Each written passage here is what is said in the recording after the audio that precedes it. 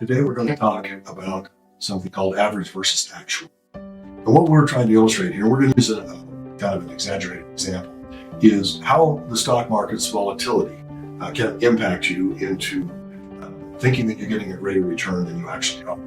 And so as we look at the screen here, you'll see that I've shown $100,000 in the account. And in the first year, and again, remember I said we were going to have an exaggerated return, 100% return on the account. In fact, there was a year back in 1999 where many mutual funds actually did earn over 100%. If you look at the earnings, it's $100,000. So at the end of the year, you have $200,000 in your account. And you're pretty excited about that. Now, we're going to look at what would happen if the next year you ended up with a loss. So the next year, we're going to have a 50% loss.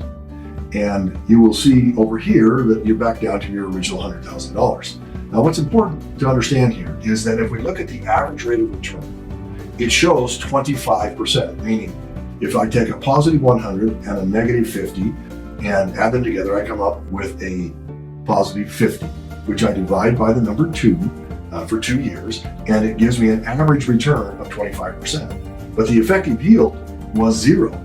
Now, the reason that's important is that when we talk about the stock market, the returns are average returns. They are not actual or effective yield returns. And as a result, it misleads us into thinking that we're getting a greater return than we actually are. And so in many of our other training videos, we will talk about average versus actual or effective yield. And when we're talking about that, we're trying to help you understand that the yield is what's important, not the average.